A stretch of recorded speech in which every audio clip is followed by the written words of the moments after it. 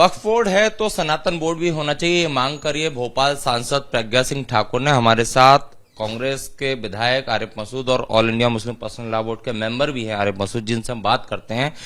प्रज्ञा सिंह ठाकुर कह रही हैं कि वक्फ बोर्ड है तो सनातन बोर्ड भी होना चाहिए, आप कैसे देखते हैं इसको? पहले तो वो ज्ञान हासिल कर लें। वक्फ बोर्ड क्यों है? वक्फ बोर्ड इसलिए है कि मुस्लिम समाज के लोगों ने अपनी जमीन, सरकारी जमीन नहीं, किसी से मांगी हुई नहीं, खुद की निजी जमीन सरकार को दी और ये कहा कि सरकार अपनी निगरानी में ये गरीबों के लिए, यतीमों के लिए, परेशानों के लिए इसका पैसा खर्च जो उनका कॉस्ट था उसके लिए उन्होंने दी, उसकी निगरानी के लिए वक्फ बोर्ड बनाया गया। अब ये सनातन बोर्ड की जो मांग कर रही है, ये मेरी समझ में ये आ रहा है कि अब इनको चंदा मिलने लगा। पहले राम मंदिर के नाम पर चंदा ले लिया, फिर दूसरे नाम पर ले लिया, फिर कहीं यात्राओं के नाम पर ले लिया। तो अब हिंदू धर्म के लोगों से पैसा कैसे लिया जाए, कैसे वसूला जाए? तो अब सनातन बोर्ड की मांग करो ताकि सनातन बोर्ड मांगे तो उसमें फिर उसके बाद कहेंगे अब बोर्ड बन गया, इसके लिए जमीन दे दो, इसके लिए धर्मशाला बनाना, इसके लिए दे दो। इनका काम मांग नहीं बचा है। तो मतलब आप क्या कह रहे हैं, जो चंदा लिया राम मंदिर के लिए, राम मंदिर का तो निर्माण हो रहा है, तो पैसा बीजेपी के नेताओं ने रख लिया क्या अपने पास? कहाँ है, कितना हुआ, आज तक कोई हिसाब देता है? आज तक तो हिसाब नहीं मिला। मैं तो बहुत सारे हिंदू नेताओं से पूछ चुका हूं कि मुझे बताओ तो भाई हिसाब। आज तक तो कभी इन्हें हिसाब दिया नहीं। तो सनातन बोर्ड की मांग के पीछे आपको लग रहा है पैसे की उगाही करना चाहती हैं साध्वी प्रज्ञा और बाकी लोग? सिर्फ और कुछ नहीं है। और है क्या भाई, सरकार तुम्हारी है, केंद्र की सरकार तुम्हारी है, प्रदेश की सरकार तुम्हारी है, जो दिल चाहे वो कर लो, क्या कमी है?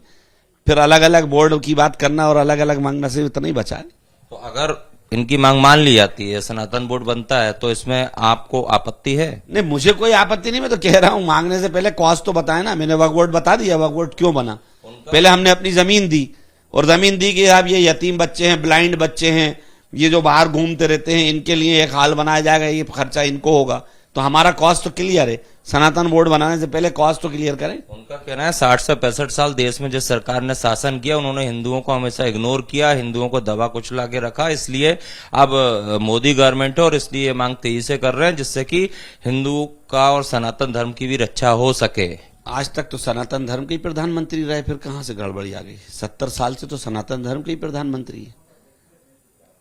तो उनको भी बांट रहे हैं, उनको सनातन नहीं मानते, अब ये मानेंगे कि कौन सनातनी है कौन नहीं है।